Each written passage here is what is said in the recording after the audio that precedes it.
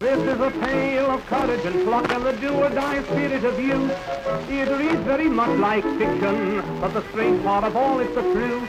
For a slim blonde lad of 25 with a faith in his aeroplane decided to fly from New York to Paris. A great many thought him insane, but off he flew. He was all alone. You had to admire his pluck, while a breathless world with a prayer on its lips wished him Godspeed and good luck.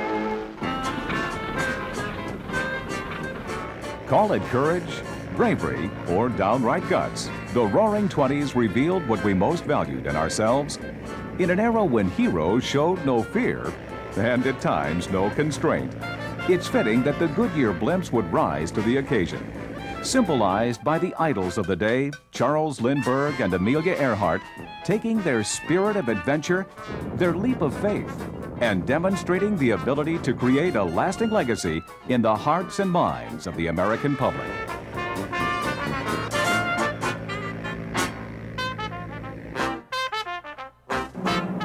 America was invincible. The First World War had been won. Business was booming.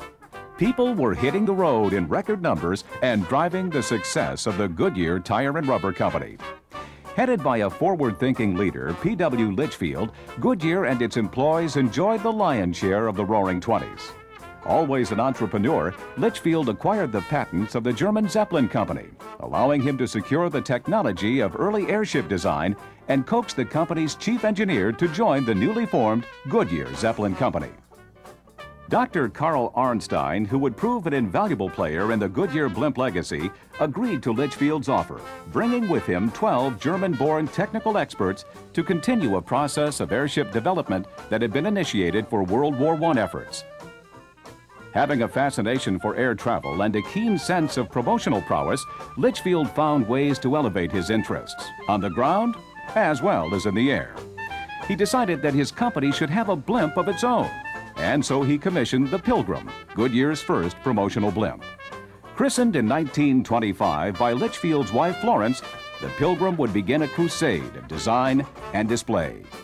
Bearing the recognizable logo, the Pilgrim was thought by Litchfield to be the first of the air yachts, non-rigid airships designed to cruise the skies as a common form of travel. To demonstrate the airship's capabilities, Litchfield had the Pilgrim drop in on this downtown Akron department store. And from the very beginning, the Goodyear blimps captured the fancy of the American public, giving them a thrill whenever they were present. Here, the Pilgrim, suited in holiday finery as the Santa Claus Express, decked the halls of the Springfield Sanitarium, dropping packages via parachutes to the recipients below. And every day was a celebration, or so it seemed, in this era of frivolity. In 1927, the Army and the Navy worked with Goodyear to build several free balloons. Designs once used to defend our country in World War I were now being used to defend a trophy in the Gordon Bennett National Balloon Race, and test materials used in lighter-than-air flight, much in the same way Goodyear tests its tires on today's racetracks.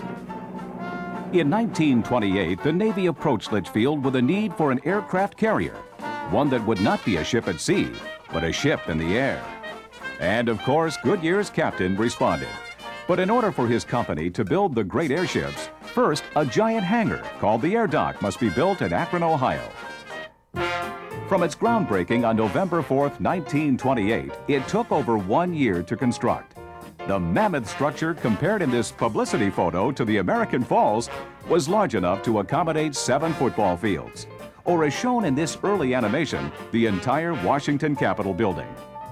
The excitement of the air dock construction was a fitting backdrop as Goodyear produced 4 additional public relations blimps. The Puritan, the Vigilant, the Mayflower, and the Volunteer, all named for winners of the America's Cup, were christened, as Litchfield continued to hold tight his dream of airships sailing the skies as yachts sailed the seas.